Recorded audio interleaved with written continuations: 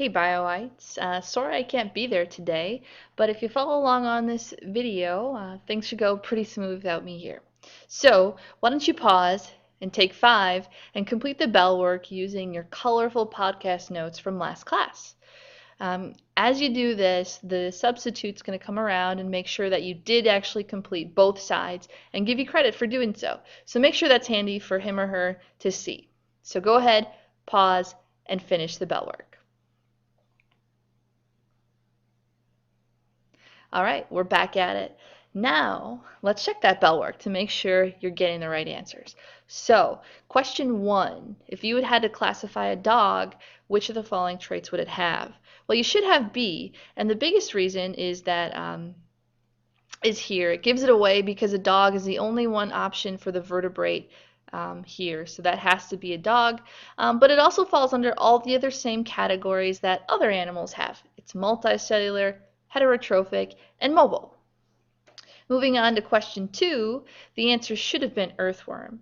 Now you may have put elephant because just like the earthworm, elephant is multicellular, it's heterotrophic, and it's mobile. However, as I shaded in blue, an elephant is a vertebrate. So the earthworm best falls under that category. Now for question 3, why is organism C a plant? Well, that's because it falls under all the classifications of a plant. Not only is it multicellular and non-mobile, however, it is not heterotrophic, which means it's autotrophic and makes its own food. Now on to the last 2 questions. The last one should be fungus, and that's basically because, to support your answer, it's many-celled, it is heterotrophic like animals, but unlike animals, and what makes it unique is that it cannot move. So that's the bell work, and I hope if I was there right now that all of you give me a thumbs up that you understood that and we can move forward. So with that said, let's move forward. Just a friendly reminder, the homework was to take the Eukaryotes Moodle quiz. So if you do not get that done or did not get that done, make sure it's done by Monday, and if it's not, I will see you in resource to take care of that. So make sure to double check that you did it. If you did not finish the notes for today, the colorful notes that the sub has recorded, that'll also need to be done by Monday, and I'll make sure that I check that and request you if that's the case. Now, let's move on to what we're really going to do. And you can see the agenda over on the left side of the classroom where it usually is. We're going to do some station work today.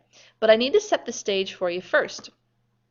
So, today's learning target is as follows. Now, you actually don't have to write this down today. However, here's the gist. We will be doing the same or working with the same learning target for many, many class periods to come. So we're going to focus today on big picture things. We're going to focus on structure and on function. Now, you're going to be looking at different systems in the animal kingdom today, and you're going to look at the structure or what it is, and the function or what it does.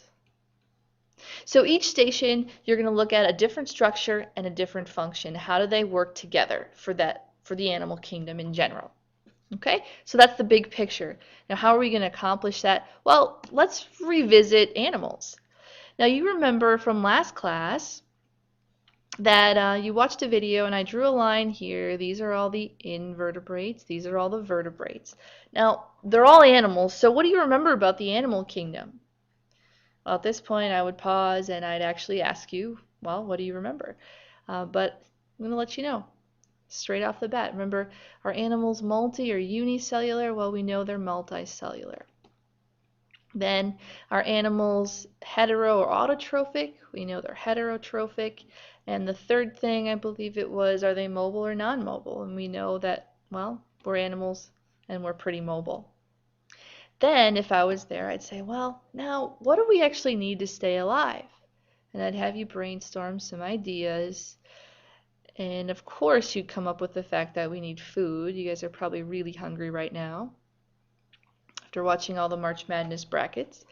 And you'd probably say we need oxygen to breathe. We need to get rid of waste that we accumulate because, geez, you go to the bathroom all the time in my class, so you have to do that too. There's some other things that you probably would have came up with.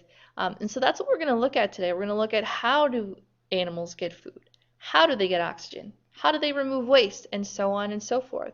So you're going to do some station work to do that today. So what I'd like you to do is take a moment to pause and go on Google Docs. Remember, this is your PewaukeeSchools.org account.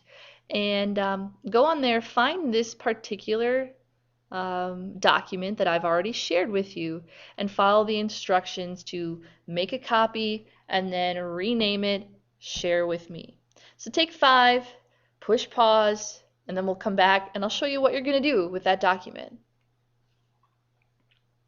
And we're back.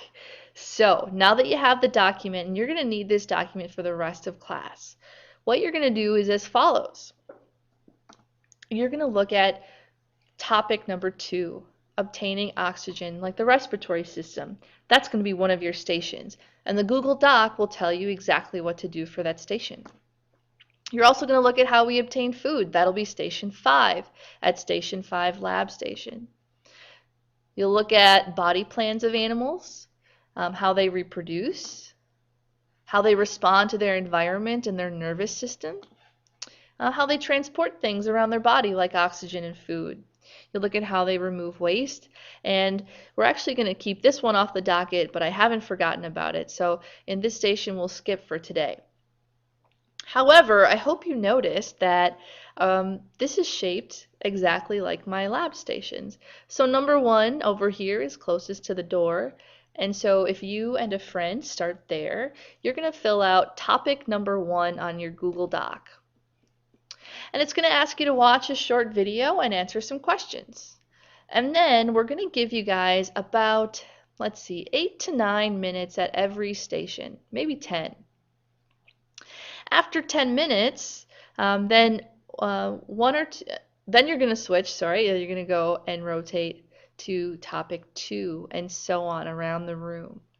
Now, you may think, well, why do I have to keep switching? Because the links are posted on Moodle, the videos are posted there. However, this station is actually a passage that is a hard copy sitting at that table. So we do need to keep you rotating through. Now, I'm almost done talking, and then you can work. Just keep in mind that I need you to get through at least 3 stations today.